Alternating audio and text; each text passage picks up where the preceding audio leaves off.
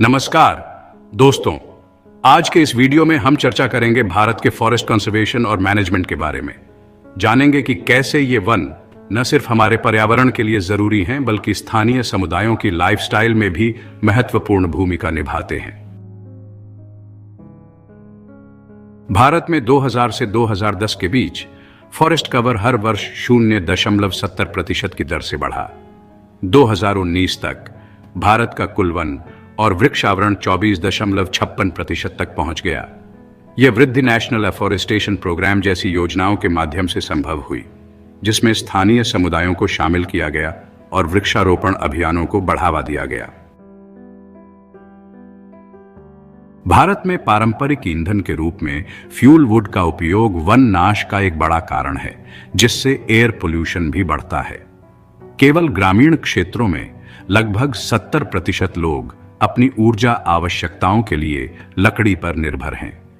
इस समस्या के समाधान के लिए हमें टिकाऊ इलेक्ट्रिसिटी जनरेशन की दिशा में कदम बढ़ाने की जरूरत है, जैसे सौर और पवन ऊर्जा का उपयोग। भारत की वनोद्योग में कई गैर लकड़ी उत्पाद शामिल हैं, जैसे लेटेक्स, रबर के लिए गम्स, जैसे गोंद आवश्यक तेल और मेडिसिनल प्लांट्स, औषधीय पौधे। ये उत्पाद न केवल स्थानीय उपभोग का 60% हिस्सा बनाते हैं, बल्कि वैश्विक बाजार में भी महत्वपूर्ण भूमिका निभाते हैं।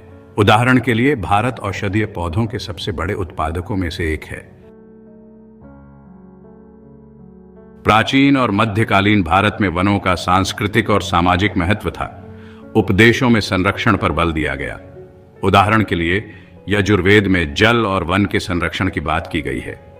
हालांकि उपनिवेशी काल में बनाए गए वन कानून जैसे 1865 और 1878 के वन अधिनियम ने स्थानीय आजीविका पर नकारात्मक प्रभाव डाला और वन भूमि को सरकारी नियंत्रण में लाया, जिससे स्थानीय लोगों का वन संबंध कट गया। 1990 के बाद भारत ने वन संरक्षण और प्रबंधन में सकारात्मक प्रगति की। 1988 में नेशनल फॉरेस्ट पॉलिसी ने स्थानीय समुदायों के अधिकारों और स्वामित्व को मान्यता दी। जॉइंट फॉरेस्ट मैनेजमेंट जैसी पहलों ने स्थानीय लोगों को वन संसाधनों के प्रबंधन में सक्रिय भूमिका निभाने का अधिकार दिया, जिससे उनकी आजीविका में सुधार हुआ है। यह मान लेना गलत होगा कि भारत वनों के अभाव का शिकार है। 1991 के बाद से हमने वनों की कटाई के रुझानों को उलटने में सफलता पाई है। इंडियन फॉरेस्ट पॉलिसी ने वनों के संरक्षण पर जोर दिया है, जिसका परिणाम 2008 से 2015 के बीच हुई वनों की पुनरुत्थान दर में बढ़ोतरी से भी स्पष्ट है। भारत के विभिन्न प्रदेश विभिन्न प्रकार के वनों का समर्थन करते हैं, जैसे ट्रॉपिकल रेन फॉरेस्ट्स, शुष्क पर्णपाती वनों और मैंग्रोव्स। लगभग 10% भूमि पर उत्पादक वन हैं, जो जैव विविधता और पर्यावरणीय संतुलन बनाए रखने में सहायक होते हैं। सुंदरबंस जैसे क्षेत्र अद्वितीय पारिस्थितिकी के लिए जाने जाते हैं। भारत 17 मेगा बायोडिवर्स क्षेत्रों में से एक है। यहाँ उष्णकटिबंधीय सदाबहार, पर्णपाती और सागौन के जंगल पाए जाते हैं। विभिन्न जलवायु स्थितियों के कारण यहाँ वनस्पति की कई प्रजातियां पाई जाती हैं। 1980 से पहले भारत में वन आवरण का अनुमान लगाने के लिए ब्यूरोक्रेटिक तरीके अपनाए गए थे, जो कम सटीक थे। लेकिन अब उपग्रहों के जरिए सही माप और वर्गीकरण की प्रक्रिया अपनाई जा रही है, जिससे वन आवरण में सटीकता में सुधार हुआ है। फॉरेस्ट सर्वे ऑफ इंडिया जैसे संस्थान हर 2 साल में वन आवरण का अध्ययन करते हैं। मध्य प्रदेश में सबसे अधिक वन आवरण है, जबकि मिजोरम सबसे अधिक प्रतिशत वन आवरण वाला राज्य है। कर्नाटका, आंध्र प्रदेश और जम्मू कश्मीर जैसे राज्यों में वन आवरण में वृद्धि देखने को मिली है। इन राज्यों में शहरीकरण और औद्योगिकरण के दौरान भी वन आवरण को बनाए रखने के प्रयास जारी हैं। भारत ने दीर्घकालिक वन विकास रणनीति बनाई है, जिसका उद्देश्य मिट्टी के कटाव और बाढ़ को नियंत्रित करना है। सरकार रिफॉरेस्टेशन और अफॉरेस्टेशन कार्यक्रमों को लागू कर रही है, जो मिट्टी की गुणवत्ता में सुधार और जलवायु परिवर्तन के प्रभाव को कम करने में मदद करते हैं। वन और जनजातीय क्षेत्रों में तेजी से बढ़ती जनसंख्या वन संसाधनों की उपलब्धता को प्रभावित कर रही है। जनजातीय समुदायों के अधिकारों की रक्षा के लिए सरकार को योजनाएं बनानी चाहिए ताकि उनकी आजीविका और वन के संसाधनों का संतुलन बना रहे। भारत में महत्वपूर्ण वन उत्पादों में लकड़ी, कागज और सैंडलवुड जैसे उत्पाद शामिल हैं, जिनका निर्यात भी होता है। भारत की अर्थव्यवस्था में वन उद्योग का योगदान 1% है, लेकिन यह रोजगार के लिए महत्वपूर्ण है, खासकर ग्रामीण क्षेत्रों में।